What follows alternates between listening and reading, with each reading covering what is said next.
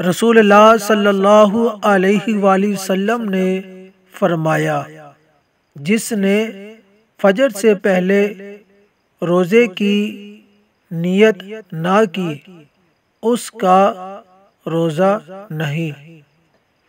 یاد رہے، نفل روزے کی نیت بعد میں بھی کی جا سکتی ہے۔